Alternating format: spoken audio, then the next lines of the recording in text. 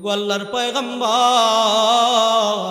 আমি চেষ্টা করতেছিলাম চোখের পানি যেন ধরে রাখতে পারি, আমার শরীরটা যেন লড়াচড়া না হয়। আমরা হইলে কি করতাম, এই তাড়াতাড়ি ওঠেন, অবস্থা খারাপ হয়ে গেছে। কথা বলেন ঠিক কিনা? আল্লাহর পয়গম্বরের সাহাবী হযরত আবু বকর ডাক দিয়ে বলতেছে, ও আল্লাহর পয়গম্বর আমি নড়াচড়া করতে পারতেছি না, কারণ আপনি আমার রানের উপর মাথা রেখে ঘুমাইছেন। আমি যদি নড়াচড়া করি আপনার ঘুম ভেঙে যাবে, আপনার কষ্ট হবে।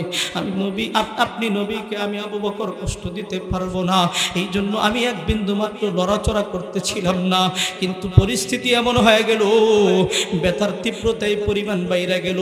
ওগো আল্লাহর পয়গম্বর আমি আর সহ্য করতে পারতেছিলাম না।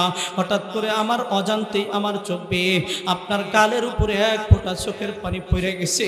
আপনি নবী লাভ দিয়ে ওইটা পড়ছেন। আবু বকর কি হয়েছে, কোনো সমস্যা হয়েছে নাকি? কাফের মুশরিকরাকে আক্রমণ করেছে নাকি? আবু বকর ডাক দিয়ে বলে, ও আল্লাহর পয়গম্বর না, কাফের মুশরিকরা আমাদেরকে আক্রমণ করে নাই, কিন্তু তাহলে কেন তোমার চোখের মধ্যে পানি, কারণটা কি?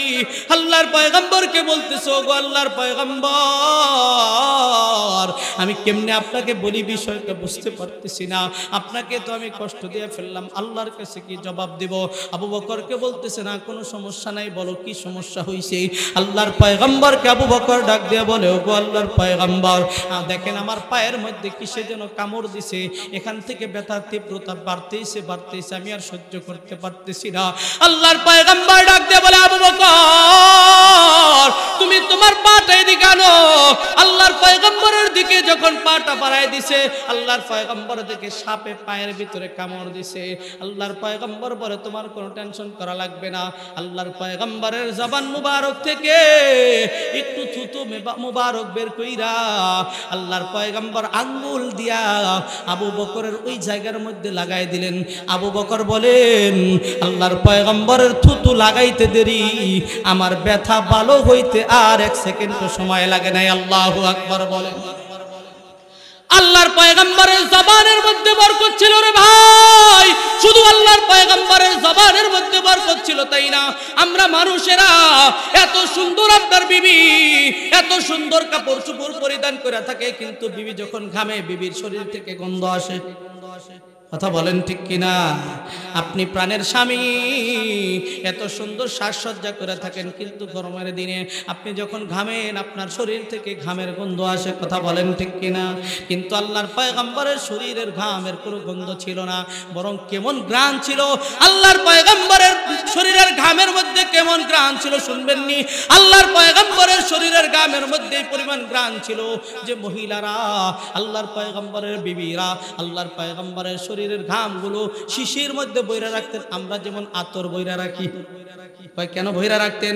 আল্লাহর নবীর শরীরের ঘামগুলো এত সুঘ্রাণ ছিল যে দুনিয়ার কোন আতর সুগন্ধি এই পরিমাণ সুঘ্রাণ ছিল না। চিল্লায় বলি আল্লাহু আকবার।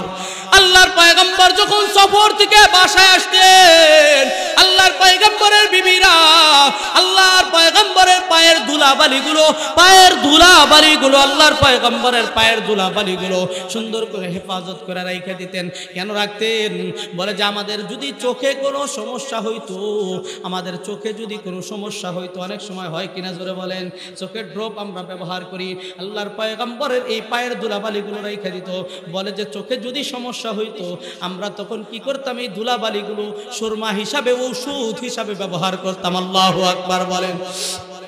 হযরত আবু বকর ডাক দিয়ে বলতেছে, ও আল্লাহর পয়গম্বর আপনি আমাকে ধমক দিয়ে বললেন, আবু বকর আপনি কেন এই গর্তের ভিতরে পা দিতে গেছেন? গর্তের মুখ কেন আপনি বন্ধ করতে গেছেন? কই কেন বন্ধ করব না?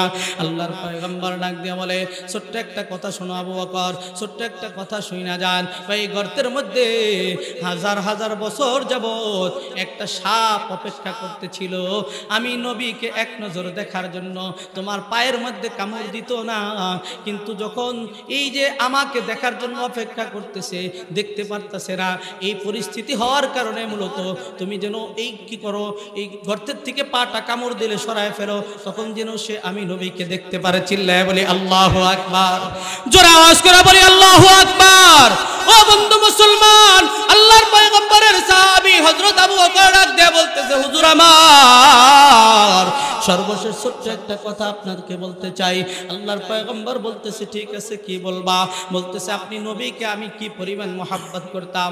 আমার কলিজার টুকরা আয়েশাকে মাত্র 6 বছর বয়সে আপনি নবীর সাথে বিবাহ বন্ধনে আবদ্ধ করায় দিছি। 9 বছর বয়সে আয়েশা আল্লাহ নবীর সাথে ঘর সংসার শুরু করেছে। কথা বলেন ঠিক কিনা? আল্লাহর পয়গম্বরের সাহাবী হযরত আবু বকর ডাক দিয়ে বলতেছে, আমি কিন্তু আপনার শ্বশুর, আমি কিন্তু আপনার শ্বশুর, হ্যাঁ আমি কিন্তু আপনার শ্বশুর, চাবিটা আমাকে দিবেন কিনা সেটা বলেন। আল্লাহর পয়গম্বর ডাক দিয়ে বলতেছে, আবু বকর তুমি অনেক কথা বলেছো শুনলাম, এবার তুমি বসো। এবার আল্লাহর পয়গম্বরের সাহাবী হযরত ওমরকে দাঁড় করাইছে, ওমর তুমি বলো চাবিটা কাকে দেওয়া যায়। ওমর ডাক দিয়ে বলে, ওগো আল্লাহর পয়গম্বর চাবিটা আমাকে দিলে ভালো হয়। আল্লাহু আকবার, জোরে বলেন। আল্লাহর পয়গম্বরের সাহাবী হযরত ওমর ডাক দিয়ে বলতেছে, হুজুর চাবিটা আমাকে দিলে ভালো হয়। কই কেন তুমি চাবিটা তোমাকে দিলে ভালো হয়, কারণটা কি? আল্লাহর পয়গম্বরের সাহাবী হযরত ওমর ডাক দিয়ে বলতেছেন, আমি ওমর কিন্তু আপনার দোয়ার বরকতে মুসলমান হইছি। ওমরের মুসলমানের ঘটনা আপনাদেরকে শোনাবা, সময় সংক্ষেপ।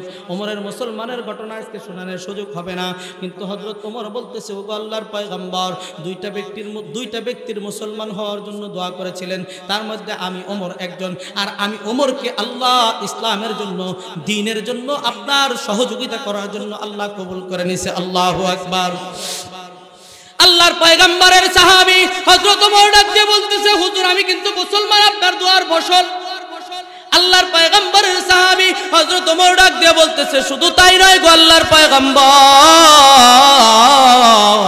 আমি ওমর মুসলমান হওয়ার আগ পর্যন্ত আপনারা মুসলমানরা গোপনে গোপনে আজান দিয়েছেন, গোপনে গোপনে নামাজ আদায় করেছেন, প্রকাশ্যে আজান দিতে পারেন নাই, প্রকাশ্যে নামাজ আদায় করতে পারেন নাই।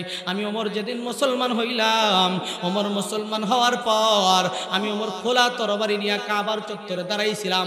কাবার চত্বরে দাঁড়িয়ে আমি ওমর ঘোষণা দিয়েছিলাম, এই যে আমি ওমর আজকের থেকে মুসলমান হইছি, এই যে কাবার চত্বরে খোলা তরবারি নিয়ে দাঁড়ায় গেলাম, আসো দেখি কোন বাপের বেটা আছো, আসো দেখি কোন বাপের বেটা আছো, মুসলমানদেরকে আজান দিতে, মুসলমানদেরকে নামাজ থেকে বাধা দিবা। এই যে আমি ওমর নাঙ্গা তরবারি দিয়া, খোলা তরবারি দিয়া মুহূর্তের মধ্যে দুনিয়ার থেকে বিদায় করে দিব। চিল্লায় বলি মারহাবা। আল্লাহর পয়গম্বরের সাহাবী হযরত ওমর ডাক দিয়ে বলতেছে, ওগো আল্লাহর পয়গম্বর, আমি ওমরের কারণেই কিন্তু ইসলাম এবং আজান আর মুসলমানরা আজান আর নামাজ প্রকাশ্যে আদায় করার সুযোগ পাইছে। ওগো আল্লাহর পয়গম্বর, আমি আর এত লম্বা কথা বলতে চাই না, ছোট্ট আর একটু কথা বলতে চাই। কয় বলো কি বলতে চাও? আল্লাহর পয়গম্বরের সাহাবী হযরত ওমর ডাক দিয়ে বলে, আমি কেমন চাবি পাওয়ার যোগ্য কিনা দেখেন। আপনি নিজেই বলেছেন, লাউ কানা বাদি নাবিয়ান লাকানা ওমর। আল্লাহর পয়গম্বর হাদিসের মধ্যে বলেন, লাউ কানা বাদি নাবিয়ান লাকানা ওমর। নবীর পরে নবী নাই, যদি নবীর পরে নবী আসার সম্ভাবনা থাকতো, তাহলে আল্লাহর পয়গম্বর নিজে বলেন, আমার পরে যদি নবী হওয়ার সম্ভাবনা থাকতো, তাহলে নবী হয়তো ওমর। আল্লাহু আকবার বলেন। এই জন্য বন্ধু মুসলমান, নবীর পরে নবী নাই, কথা বলেন ঠিক কিনা? যারা বর্তমান সময়ে নবী দাবি করতে চায়, তারা কি ভণ্ড না সঠিক? তাহলে কাদিয়ানীরা, গোলাম মোহাম্মদ কাদিয়ানী ভণ্ড না কাফের? মিথ্যা নবী দাবিদার ভণ্ড না কাফের? জোরে আওয়াজ করে বলেন, ভণ্ড না কাফের? কাদিয়ানীরা কাফের, কাদিয়ানীরা কাফের, কাদিয়ানীরা কাফের। নবীর পরে নবী নাই, নবীর দরজা বন্ধ হয়ে গেছে। আল্লাহর নবী নিজে বইলা দিয়েছেন, আনা খাতামুন নাবিয়্যিন লা নাবিয়্যা বাদি, আমি সর্বশেষ নবী, আমার পরে আর কোন নবী আসবে। আল্লাহর পয়গম্বর নিজে ঘোষণা করে দিয়েছেন। এই জন্য বন্ধু মুসলমান, আল্লাহর পয়গম্বরের সাহাবী হযরত ওমর ডাক দিয়ে বলতেছে, আমি যদি যোগ্যতাশালী এই চাবি নেওয়ার যোগ্য না হইতাম, তাহলে আমার ব্যাপারে আপনি এমন কথা বলতে পারতেন না, বলতেন না। ও বন্ধু মুসলমান, আল্লাহর পয়গম্বরের সাহাবী হযরত ওমরকে আল্লাহর পয়গম্বর বলতেছে, ওমর তুমি বইসা যাও। এবার হযরত ওসমানকে দাঁড় করেছে, ওসমান তুমি দাঁড়াও। হযরত ওসমান ডাক দিয়ে বলে, এই চাবিটা তো আমি পাই, কারণ আমার একটা উপাধি আছে, জিন্নুরাইন। আল্লাহর পয়গম্বরের সাহাবী হযরত ওমরের একটা উপাধি ছিল জিন্নুরাইন। জিন্নুরাইন অর্থ কি? দুই নূরের অধিকারী। আল্লাহর পয়গম্বরের সাহাবী হযরত ওসমান ডাক দিয়া বলতেছে, ও আল্লাহর পয়গম্বর, আপনি আপনার দুইজন কন্যা সন্তানকে আমার কাছে বিবাহ দিয়েছিলেন, একজন ইন্তেকালের পরে আর একজনকে আমার সাথে বিবাহ দিয়েছিলেন। একজন ইন্তেকালের পরে এক মেয়ে চলে যাওয়ার পরে আর এক মেয়ে কখন বিবাহ দেয়? স্বামী যদি ভালো থাকে, মেয়ের জামাই যদি ভালো থাকে, কথা বলেন ঠিক কিনা? একটা মারা গেছে স্বামীর কারণেই, আবার যদি কয় শ্বশুর আব্বা আপনার তো মেয়ে আর একটা আছে আমার কাছে দেন, তাহলে আপনি শ্বশুর আব্বা কি জবাব দিবেন? বেটা তোর কারণে আমার মেয়ে মরছে, আবার তোরে দিন, কথা বলেন ঠিক কিনা? তোর কারণে আমার মেয়েটা শান্তিতে থাকতে পারে নাই, আরামে জীবন যাপন করতে পারে নাই, আবার তোর কাছে দিব। কিন্তু যদি ভালো হয়, আমাদের দেশের এরকম সিস্টেম আছে, যদি ভালো হয় তাহলে কিন্তু আর একটা মেয়েকে আবারও বিবাহ দেয়, যদি এরকম সিস্টেম হয়, কথা বলেন ঠিক কিনা? আল্লাহর পয়গম্বরের সাহাবী হযরত উসমান ডাক দিয়ে বলতেছে, ও আল্লাহর পয়গম্বর, আপনি আমাকে আপনার দুইজন মেয়েকে আমার কাছে বিবাহ বন্ধনে আবদ্ধ করেছিলেন, আমি যদি ভালো না হইতাম তাহলে তো আপনি এই কাজটা করতেন না, এই সাবের যোগ্য যদি না হইতাম তাহলে এই কাজটা করতেন না।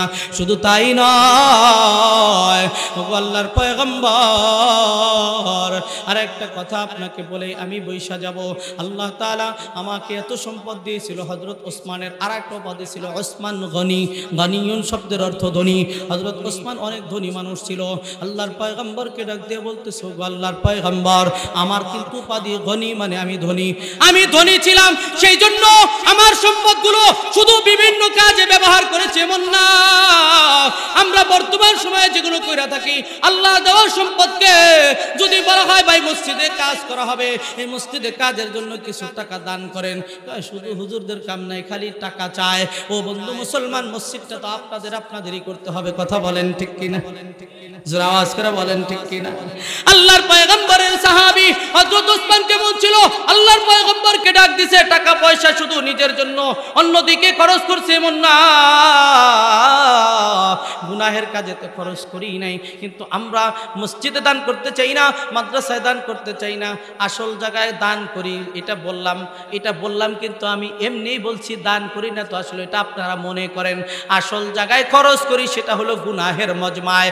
গুনাহের কোনো আয়োজন হইলেই ধরিয়া 20,000 টাকা নিয়ে যায়, কোনো টেনশন তখন করেন না, কথা বলেন ঠিক কিনা?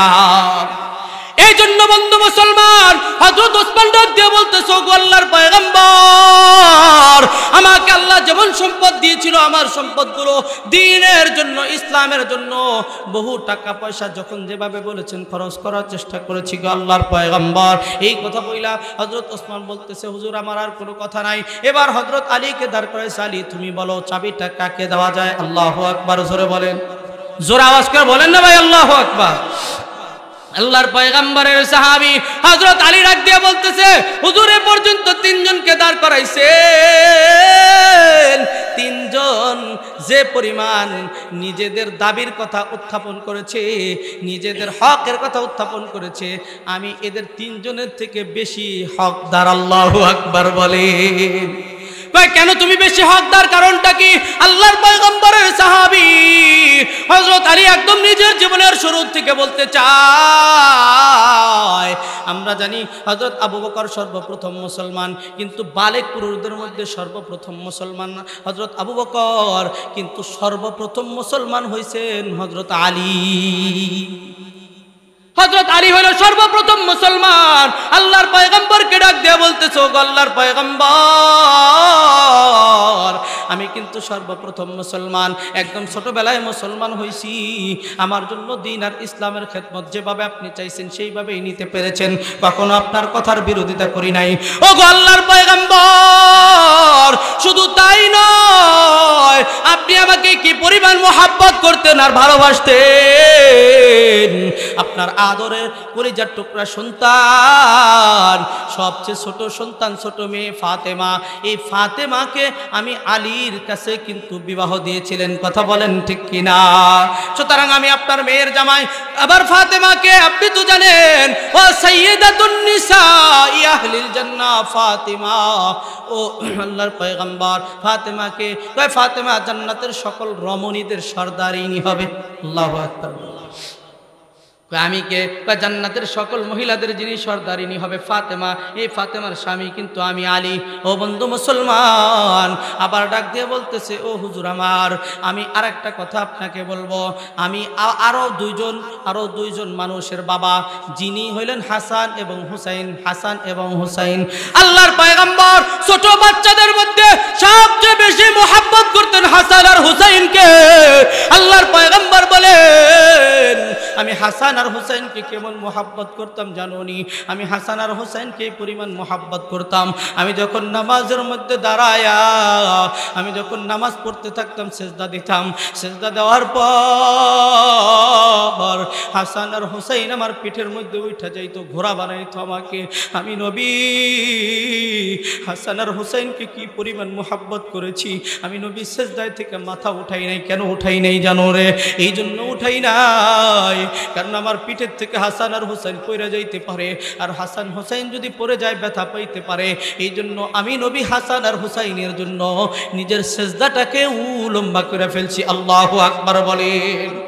ও বন্ধু মুসলমান, শুধু তাই নয়, ও সাইয়্যিদাতুন নিসা আহলিল জান্নাহ ফাতেমা ওয়াল হাসানু ওয়াল হুসাইনু সাইয়্যিদা শাবাবি আহলিল জান্নাহ। হাসান আর হুসাইন কে হবে? জান্নাতের সকল যুবকদের সর্দার হবে হাসান আর হুসাইন। আল্লাহু আকবার বলেন। আল্লাহর পয়গম্বরের সাহাবী হযরত আলী ডাক দিয়ে বলতেছে, ও নবী আমার, এই হাসান হুসাইন যিনারা দুইজন জান্নাতের সকল যুবকদের সর্দার হবে, ওই যুবকদের সর্দার যে হবে, ওই দুইজন বাচ্চা, ওই দুইজন বালকের বাবা কিন্তু আমি আলী। কথা বলেন ঠিক কিনা? হযরত আলী ডাক দিয়ে বলতেছে, ও আল্লাহর পয়গম্বর, সর্বশেষ একটা কথা বইলাই আমি বইসা যাব। সর্বশেষ কথা, আপনি নিজে হাদিসের মধ্যে ঘোষণা করেছেন, আপনি নিজে বলেছেন আনা মাদিনাতুল ইলমি ওয়া আলিয়ুন বাবুহা, আনা মাদিনাতুল ইলমি ওয়া আলিয়ুন বাবুহা, আনা মাদিনাতুল ইলমি ওয়া আলিয়ুন বাবুহা। আল্লাহর পয়গম্বর নিজে ঘোষণা করেন, আনা মাদিনাতুল ইলমি ওয়া আলিয়ুন বাবুহা, আমি হইল ইলমের শহর আর ওই শহরের দরজা হইল হযরত আলী। তাহলে কি পরিমাণ ইলমের অধিকারী ছিল খেয়াল করেন। আল্লাহর পয়গম্বরকে বলতেছে, ও আল্লাহর পয়গম্বর, এই কথা বলে আমি শেষ। হযরত আলীকে এবার বসাইছে। আল্লাহর পয়গম্বর বলতেছে, এইভাবে যদি সবার কাছে শুনতে থাকি তাহলে তো বিপদ হয়ে যাবে। এই জন্য আল্লাহর পয়গম্বর চিন্তা করলো কি করা যায়। এই চিন্তা কইরা আল্লাহর পয়গম্বর নিজে সিদ্ধান্ত নিল। আমি নিজে পরামর্শ করেও সিদ্ধান্ত নিতে চাই না, রব্বে কারীমের কাছ থেকে সিদ্ধান্তটা নিয়ে নিই। চিল্লায় বলি আল্লাহু আকবার। চাবিটা আসমানের দিকে উঠায়া আল্লাহ রাব্বুল আলামিনের সিদ্ধান্তের অপেক্ষায় দাঁড়ায় রইছে আল্লাহর পয়গম্বর। রব্বে কারীম এত খুশি হইছে, আল্লাহর পয়গম্বর জিব্রাইল আমিনকে ডাক দিয়ে বলে, ও জিব্রাইল, ওই যে দেখো আমার হাবিব, আমার বন্ধু, আমি রবের সিদ্ধান্তের অপেক্ষায় দাঁড়ায় রইছে। আমার বন্ধু তো নিজে সিদ্ধান্ত নিতে পারতো, কিন্তু আমার বন্ধু আমার হাবিব নিজে সিদ্ধান্ত নেয় না, আমি রবের সিদ্ধান্তের দিকে তাকায় রইছে। সুতরাং জিব্রাইল, তুমি দেরি করি আমার হাবিবকে জানায়া দাও, চাবিটা যার কাছে ছিল, খেয়াল করে মনোযোগ দিয়ে শুনেন, চাবিটা যার কাছে ছিল তার কাছেই যেন চাবিটা দিয়ে দেয়। চিল্লায় বলি আল্লাহু আকবার। আল্লাহর পয়গম্বরের সাথে আল্লাহর পয়গম্বরকে কষ্ট দিছে চাবি না দিয়া উসমান ইবনে তালহা, কিন্তু আমানতের খেয়ানত না করার কারণে রব্বে কারীম এত খুশি হইছেন উসমান ইবনে তালহার ব্যাপারে আল্লাহ আয়াত নাজিল কইরা আল্লাহ রাব্বুল আলামিন নবী মুহাম্মদকে, আল্লাহর হাবিবকে জানায় দেয়, চাবিটা যার কাছে ছিল তার কাছেই দিয়া দাও। এই চাবির মালিক ছিল উসমান ইবনে তালহা, তুমি উসমান ইবনে তালহার কাছেই দিয়া দাও। উসমান ইবনে তালহাকে ডাক দিছে, উসমান ইবনে তালহা, তুমি এদিকে আসো। হযরত উসমান ইবনে তালহা মাথাটা নিচু করে আল্লাহর নবীর কাছে আসছে। ও আল্লাহর পয়গম্বর, আপনি কেন আমাকে ডেকেছেন? আল্লাহর পয়গম্বর ডাক দিয়ে বলে, উসমান ইবনে তালহা, তুমি বলো তো এই চাবিটা কাকে দিতে পারি? হযরত উসমান ইবনে তালহা ডাক দিয়ে বলে, এই চাবিটা আপনি কাকে দিবেন এটা তো সিদ্ধান্ত আপনার, আর আপনার এত বড় বড় দামি সাহাবী থাকতে এই চাবিটা আপনি কাকে দিবেন এটা আমি তো সিদ্ধান্ত দিতে পারবো না, সিদ্ধান্ত আপনার কাছেই। আল্লাহর পয়গম্বর হযরত উসমান ইবনে তালহা ডাক দিয়ে বলে, ও উসমান ইবনে তালহা, তুমি আমানতের খিয়ানত না করার কারণে, আমানতের খিয়ানত না করার কারণে আল্লাহ এত খুশি হইছে, আল্লাহ আয়াত নাজিল করে জানাই দিছে চাবিটা যেন তুমি ওসমান ইবনে তালহার কাছে দিয়া দেই। চিল্লায় বলি আল্লাহু আকবার। ও বন্ধু মুসলমান, এতটুকু কথা থেকে কি বুঝাইতে চাইলাম যে আমানত কত বড় দামি জিনিস, যে আল্লাহর পয়গম্বর কষ্ট পাইছিল, তারপরেও আল্লাহ তাআলা আবার আমানত এই চাবিটা আবারও তার কাছে দিতে আল্লাহর আদেশ। সেই জন্য বন্ধু মুসলমান, আমানত খুবই দামি একটা জিনিস। আল্লাহর পয়গম্বর বলেছেন লা ঈমানা লিমান লা আমানাতা লা, যার ভিতরে আমানতদারিতা নাই তার ভিতরে ঈমান নাই। ও বন্ধু মুসলমান, আমানতের শেষ নাই। এই আমানত সম্পর্কে বিস্তারিত কথা বলতে গেলে আরো সময় লাগবে, আমি এত লম্বা টাইম আর নিতেছি না। শুধু এতটুকু বুঝাইতে চাই, আমানতের শেষ নাই। একজনের সম্পদ আর একজনের কাছে আমানত, এটাই আমরা শুধু বুঝি, কিন্তু কথারও আমানত আছে না নাই? জোর আওয়াজ করে বলেন, কথার আমানত আছে না নাই? এই কথার আমানত দামি আমানত, এই আমানতটা আমরা খেয়াল করার চেষ্টা করি না। এক নাম্বার আমানত হলো কোরআন। আল্লাহ আয়াত নাজিল করে বুঝাই দিয়েছেন ইন্না আরাদনাল আমানাতা আলা, আল্লাহ বলতেছেন তোমার জন্য আমি জান্নাতের ফয়সালা করে দিলাম, তোমাকে বিনা হিসাবে জান্নাত দিয়ে দিলাম। সুবহানাল্লাহ বলেন। আল্লাহর বান্দা বুজুর্গ মানুষ, বুজুর্গ কাদেরকে বলে? যারা বেশি নেক আমল করে তারাই তো বুজুর্গ, নাকি বলেন? তা আল্লাহর বান্দা তো বুজুর্গ মানুষ। আল্লাহর বান্দা আল্লাহকে ডাক দিয়ে বলতেছেন, আল্লাহ আমি তো জীবন ভরা পুরা জিন্দেগিটা শুধু ইবাদতের মধ্যে কাটাইছি, গুনাহ থেকে নিজেকে বাঁচায় রাখার চেষ্টা করছি সাধ্য মতো। আসলে স্বপ্নের বিষয়, আল্লাহ আমাদেরকে শিখানোর জন্য মূলত এই ঘটনাটা আসছে। আল্লাহর বান্দা বলতেছে, আল্লাহ আমি হিসাব দিয়ে জান্নাতে যাইতে চাই। বিপদ টেনে আনছে কিনা জোরে বলেন? বিপদ টেনে আনছে না? এবার আল্লাহ তাআলা দেখেন দেখাইতেছে যে হিসাব দিয়ে জান্নাতে যাইতে পারবা। আল্লাহ তাআলা দেখাইতেছেন, রব্বে করিম ফেরেশতাদেরকে ডাক দিয়ে বলতেছেন, ও আমার ফেরেশতারা, তোমরা আমার বান্দাকে একটু জাহান্নামের কিনার দিয়া ঘুরায় নিয়ে আসো, জাহান্নামের কাছ দিয়ে একটু ঘুরায় নিয়ে আসো। আল্লাহ রাব্বুল আলামিনের আদেশে আল্লাহর ফেরেশতারা বান্দাকে জাহান্নামের কিনার দিয়া ঘুরায় নিয়ে আসার পর আল্লাহর বান্দার এত বেশি পানি পিপাসা লাগছে, পাগলের মতো হয়ে গেছে। আল্লাহর বান্দা ফেরেশতাদেরকে ডাক দিয়া বলতেছে, ও ফেরেশতারা, তোমরা একটু আমার জন্য এক গ্লাস পানির ব্যবস্থা করে দাও। আল্লাহর ফেরেশতারা আল্লাহর বান্দাকে ডাক দিয়া বলতেছে, এক গ্লাস পানির ব্যবস্থা এখানে করে দিতে পারবো, কিন্তু পানি কিনা নিতে হবে, ক্রয় করতে হবে। আল্লাহু আকবার বলে। আল্লাহর বান্দা তো দুনিয়ার জগতে আছে, স্বপ্নে যুগে। আল্লাহ আর বান্দা ডাক দিয়ে বলতেছে, কত টাকা লাগবে বলো, কোনো সমস্যা নাই, তোমরা শুধু আমার জন্য এক গ্লাস পানির ব্যবস্থা করে দাও। আল্লাহর ফেরেশতারা আল্লাহর বান্দাকে ডাক দিয়ে বলে, ও আল্লাহর বান্দা, এটা তো দুনিয়ার জগৎ না, এটা আখিরাতের জগৎ। আর আখিরাতের জগতে দুনিয়ার কোনো টাকা পয়সার মুআমেলা চলে না। কথা বলেন ঠিক কিনা? যত টাকার মালিকই হও না কেন রে ভাই, এই টাকা পয়সা কিন্তু আখিরাতের জগতে কোনো উপকারে আসবে না, আখিরাতের জগতে কোনো কাজে লাগবে না। যেদিন তোমার মরণ হবে রে ভাই, শুধুমাত্র 3 টুকরা কাফনের কাপড় তোমার সম্বল থাকবে, এছাড়া তোমার সাথে আর কোনো সম্বল যাবে না। কথা বলেন ঠিক কিনা? ও বন্ধু মুসলমান, আল্লাহর বান্দা যখন বলছেন কত টাকা লাগবে দিব, তবু তোমরা আমার জন্য এক গ্লাস পানির ব্যবস্থা করে দাও। আল্লাহর ফেরেশতারা ডাক দিয়ে বলে, না, এখানে তো টাকা পয়সার মুআমেলা চলবে না। কয়, তাহলে কিসের বিনিময়ে তোমরা আমার কাছে পানি বিক্রি করতে চাও? কিসের বিনিময়ে আমি পানি কিনবো? আল্লাহর বান্দাকে ফেরেশতারা ডাক দিয়ে বলে, তুমি দুনিয়ার জগতে যে আমলগুলা করেছো, এই আমলগুলার থেকে, তোমার আমলনামার থেকে যদি অর্ধেক আমল দিয়া দাও, তাহলে তোমাকে এক গ্লাস পানির ব্যবস্থা করে দেওয়া হবে। চিল্লায় বলি আল্লাহু আকবার। আল্লাহর বান্দা এত পানি পিপাসা লাগছে, পাগলের মতো হয়ে গেছে রে ভাই। আল্লাহর বান্দা ফেরেশতাদেরকে ডাক দিয়া বলতেছে কোনো অসুবিধা নাই, নাও আমার আমল নামার থেকে অর্ধেক আমল নিয়ে নাও, তবু তোমরা আমার জন্য এক গ্লাস পানির ব্যবস্থা করে দাও। এবার আল্লাহর বান্দার আমল নামার থেকে অর্ধেক আমল নিয়ে নিছে, এক গ্লাস পানির ব্যবস্থা করে দিছে। এবার আমার আল্লাহ ফেরেশতাদেরকে ডাক দেয়া বলতেছে, ও ফেরেশতারা, আমার বান্দাকে আবার একটু জাহান্নামের কিনার দিয়ে ঘুরায় নিয়ে আসো। আল্লাহু আকবার, জোরে বলেন। আল্লাহর আদেশে ফেরেশতারা আবারও আল্লাহর বান্দাকে জাহান্নামের কিনার দিয়া ঘুরায় নিয়ে আসছে রে ভাই। আল্লাহর আদেশে ফেরেশতারা যখন জাহান্নামের কিনার দিয়ে ঘুরায় নিয়ে আসছে, আবার একই অবস্থা হয়ে গেছে, এত বেশি পানি পিপাসা লাগছে, পাগলের মতো হয়ে গেছে। এবারও ফেরেশতাদেরকে ডাক দেয়া বলতেছেন, আমার জন্য পানির ব্যবস্থা করে দাও।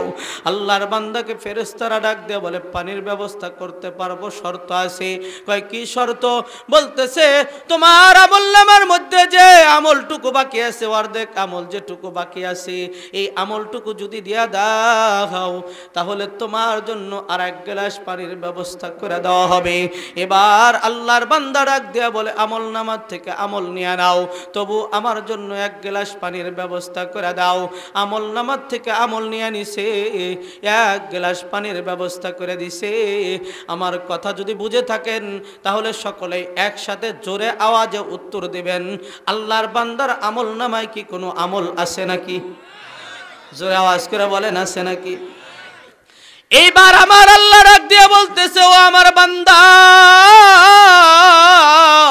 তুমি না বলছিলা যে হিসাব দিয়ে জান্নাতে যাইতে চাও? যাও, এইবার হিসাব দিয়ে জান্নাতে যাও। আল্লাহু আকবার, জোরে বলেন। আল্লাহর বান্দা চোখের পানি ফালায়া আল্লাহকে ডাক দেয়া বলেন, আল্লাহ, জীবনে কোনোদিন এইভাবে তো কল্পনা করি নাই গো আল্লাহ, মাত্র 2 গ্লাস পানির বিনিময়ে আমল নামার পুরা আমল খতম হয়ে গেছে। কথা বলেন ঠিক কিনা? ও বন্ধু মুসলমান, আপনাদের ছোট্ট একটা মেসেজ দেয়া যাইতে চাই। আল্লাহর বান্দা দেখেন, 2 গ্লাস পানির বিনিময় 50 বছর, 60 বছর জিন্দিগি, 70 বছরের জিন্দিগির আমল নামা খতম হয়ে গেছে। এই জন্য বন্ধু মুসলমান, আল্লাহর বান্দা চোখের পানি ফালায়া আল্লাহকে ডাক দেয়া বলতেছে, আল্লাহ, এইভাবে তো আমি কোনোদিন হিসাবটা মিলায় দেখি নাই গো আল্লাহ। আল্লাহ ডাক দেয়া বলে, বান্দা, তুমি নিজেকে গুনাহ থেকে বাঁচায় রাখার চেষ্টা করেছো, তবুও তো গুনাহ হয়েছে। কথা বলেন ঠিক কিনা? আর তুমি আমল করেছো, কথা ঠিক, কিন্তু আমি আল্লাহর দেওয়া হুকুম আহকামগুলো বাস্তবায়ন করেছো, আমল করেছো। এই বিষয়টাকে লক্ষ্য কইরা, এই বিষয়টার কথা মনে কইরা তুমি মনে করেছো হিসাব দিবা, কিন্তু আমি আল্লাহ যে দুনিয়ার জগতে তোমাকে কত রকম নিয়ামত দিয়া লালন পালন করেছিলাম, এই যে পানি, মাত্র 2 গ্লাস পানির বিনিময়ে আমল নামার আমল খতম হয়ে গেছে। আমি আল্লাহর দেওয়া নিয়ামত পানি কত গুরুত্বপূর্ণ একটা নিয়ামত। কথা বলেন ঠিক কিনা? আল্লাহ ডাক দিয়ে বলে, বান্দা, এই যে 2 গ্লাস পানির বিনিময়ে তোমার আমল নামার আমল শেষ হয়ে গেল, কিন্তু আমি আল্লাহর দেওয়া নিয়ামত পানি কত দিনে কত রকম ভাবে পানিগুলো খরচ করেছো, কত পানি খরচ করেছো, হিসাব দিতে পারবা নাকি? জোরে বলেন, আমরা পারবো নাকি রে বাবারা? ও আমার বাবাজিরা, এই পানি নামক নিয়ামতের হিসাব, মাত্র একটা বিষয়ের হিসাব যদি দিতে চাই, হিসাব দিতে পারবো না। এই জন্য বন্ধু মুসলমান, দুনিয়ার জগতের কোনো মানুষ হিসাব দিয়ে জান্নাতের মেহমান হতে পারবে না। কথা বলেন ঠিক কিনা? আল্লাহর এক বান্দী ছিল, মা বোনরা খেয়াল করে শোনেন, রব্বে কারীম তো উসিলা তালাশ করবে জান্নাতে দেওয়ার জন্য। কোন উসিলায় বান্দাকে আর কোন উসিলায় বান্দিকে জান্নাতে দেওয়া যায়। আল্লাহর এক বান্দী ছিল, জুবায়দা নাম ছিল। কি নাম ছিল বাবাজিরা? এই জুবায়দা ভালো নাম, মেয়েদের নাম জুবায়দা, নাতনির নাম জুবায়দা রাখার চেষ্টা করবেন, ভালো নাম। জুবায়দার ইতিহাস শোনাইলে লম্বা টাইম লাগবে, ওটা আমার উদ্দেশ্য না। আল্লাহর বান্দি জুবায়দাকে আল্লাহ রাব্বুল আলামিন বলেন, জুবায়দা, আমি তোমার জন্য জান্নাতের ফয়সালা করে দিছি। সুবহানাল্লাহ বলেন। জুবাইদা ডাক দিয়া বলে, আল্লাহ, আমি তো তেমন কোনো আমল করি নাই, কোন আমলের কারণে আপনি আমাকে জান্নাতের মেহমান বানাইতেছেন গো আল্লাহ? আমার কোনো আমল নাই। ও বন্ধু মুসলমান, সত্যিকার অর্থেই যারা বুজুর্গ তারা কিন্তু কোনোদিন নিজেদের আমল প্রকাশ করতে চায় না। কথা বলেন ঠিক কিনা? এই যে আপনাদের কাছে, আপনাদের সামনেই বসা, উনার সামনে উনার কথাগুলো বলতে চাই না, কিন্তু খেয়াল করে দেখবেন উনি কোন মজলিসের মধ্যে বৈশা বলছে আমি এই এই আমল করি। শুনছেন কোনোদিন? জোরে আওয়াজ করে বলেন, শুনছেন নাকি?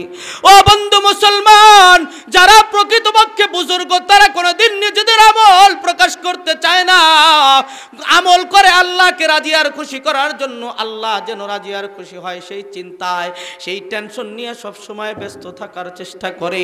আর সবচেয়ে বড় কথা, আল্লাহর পয়গম্বর নিজেই ঘোষণা করেছেন কোনোদিন নিজের আমল নিয়ে বড়াই করবা না। অনেক কথাই মাথায় আসবে কিন্তু বলতে পারবো না। আল্লাহর পয়গম্বর নিজে বলেছেন নিজের আমল নিয়ে কোনোদিন বড়াই করবা না। সারা জীবন আমল করেছো, কিন্তু এমনও হয়ে যাইতে পারে মরণের সময় তোমার ঈমান নসিব হয় নাই। ও বন্ধু মুসলমান, পরিস্থিতিটা যদি এরকম হয়েই যায় তাহলে সারা জীবনের আমল সব বরবাদ। কথা বলেন ঠিক কিনা? এই জন্য আল্লাহর পয়গম্বর নিষেধ করেছেন জীবনে কোনোদিন নিজের আমল নিয়ে বড়াই করবা না। সামান্য সামান্য সময়ের জন্য যারা মসজিদে যায়, সামান্য সময়ের জন্য যারা ইবাদত করে, ইবাদত করার জন্য আল্লাহর ঘরে হাজিরা দেয়, ওই ব্যক্তিরাই বেশি বেশি বলে আমি কি ইবাদত কম করি নাকি? কথা বলেন ঠিক কিনা? জোর আওয়াজ করে বলেন ঠিক কিনা? আমারে আল্লাহ জান্নাত দিব না, আল্লাহ কারে দিব? আমার কি আমল কম নাকি? কথা বলেন ঠিক কিনা? আল্লাহর বান্দি জুবাইদা আল্লাহকে ডাক দিয়ে বলতেছেন, আল্লাহ, আমার তো তেমন কোনো আমল নাই, আমি জানি আমি আমল করতে পারি না। আল্লাহ কোন আমলকে কেন্দ্র করে আপনি আমাকে জান্নাত দিতে চান? আল্লাহর বান্দি জুবাইদাকে আল্লাহ ডাক দিয়ে বলে, ও জুবাইদা, তোর ছোট্ট একটা আমল আমার কাছে ভালো লেগেছিল। আল্লাহকে ডাক দিয়ে বলেন, আল্লাহ, এই ছোট্ট আমলটা কি আমল যে আমলটা আপনার কাছে পছন্দ হয়েছে, ভালো লাগছে? আল্লাহ ডাক দিয়া বলবেন, জুবাইদা, তুই একদিন বাথরুমে প্রবেশ করতেছিলি, বাথরুমে প্রবেশ করার সময় বাম পাটা যখন তুই সামনের দিকে বাড়াইলি, বাথরুমে প্রবেশ করতে আগে কোন পা দিতে হয়? সবাই বলেন ভাই, কোন পা দিতে হয়? মসজিদে প্রবেশ করতে কোন পা দিতে হয়?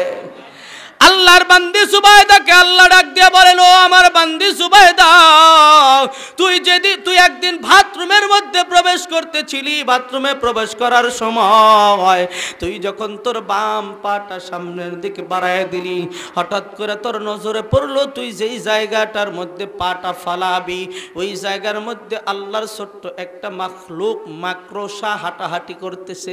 আল্লাহু আকবার বলেন। আল্লাহর বান্দিকে ডাক দিয়ে বলতেছে, জুবাইদা, এই ছোট্ট মাখলুকটার যখন তোর নজরের মধ্যে পড়লো তুই চিন্তা করলি আমি যদি পাটা ফালাই মাকড়সাটা আমার পায়ের নিচে পড়ে দুনিয়ার থেকে বিদায় নিবে। কথা বলেন ঠিক কিনা? মাকড়সার জান তো অনেক শক্ত নাকি বলেন? পায়ের নিচে পড়লে কি থাকবে নাকি? আল্লাহর বান্দি জুবাইদাকে আল্লাহ ডাক দিয়ে বলে, জুবাইদা, তুই চিন্তা করলি আমি যদি পাটা ফালাই তাহলে তো এই মাকড়সাটা দুনিয়ার থেকে বিদায় না চলে যাবে, এই জন্য তুই তোর পাটা পিছনের দিকে ফিরায় নিয়ে আসলি। চিল্লায় বলি মারহাবা, জোরে একসাথে আওয়াজ করে বলি মারহাবা। আল্লাহর বান্দি জুবাইদাকে বলতেছে, জুবাইদা, তুই যখন তোর পাটা পিছনের দিকে নিয়ে আসলি, কেন নিয়ে আসলি? তুই মনে মনে চিন্তা করলি এটা তো আল্লাহর একটা মাখলুক, এই মাখলুকটা তো কোনো অপরাধ করে নাই, কোনো দোষ করে নাই, এই মাখলুকটাকে বিনা কারণে কেন আমি দুনিয়ার থেকে বিদায় করে দেব? মারহাবা। আল্লাহর বান্দি জুবাইদাকে বলতেছে, জুবাইদা, তুই শুধুমাত্র একটা চিন্তা মাথার মধ্যে নিয়ে আসলি, আল্লাহর এই ছোট্ট মাখলুকটা তো কোনো অপরাধ করে নাই, আল্লাহর এই মাখলুকটাকে কেন আমি দুনিয়া থেকে বিদায় করে দিব? এই চিন্তাটা কইরা তুই তোর পাটা পিছনের দিকে ফিরায় নিয়ে আসলি। ফিরায় নিয়ে আসার পর ওই মাখলুকটা যখন ওই জায়গা থেকে সরে গেল, তারপরে তুই বাথরুমের মধ্যে প্রবেশ করলি। ও বন্ধু মুসলমান, রব্বে করিম ডাক দিয়ে বলে, জুবাইদা তোর এই যে ছোট্ট একটা আমল আমার কাছে এত ভালো লাগছে, আমি আল্লাহর কাছে এত পছন্দনীয় হইছে, আমি আল্লাহ এই ছোট্ট আমলকে কেন্দ্র কইরা তোকে জান্নাতের মেহমান বানায় দিলাম। সুবহানাল্লাহ। ও বন্ধু মুসলমান, এই শুরুতেই কথাটুকু বইলা নেওয়ার উদ্দেশ্য হলো, এই যে মাহফিলে আসলাম,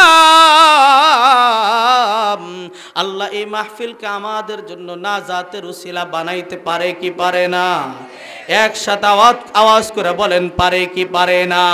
আল্লাহ যদি জান্নাত দেয়, দুনিয়ার কোনো মানুষের ফিরায় রাখার ক্ষমতা নাই। কথা বলেন ঠিক কিনা?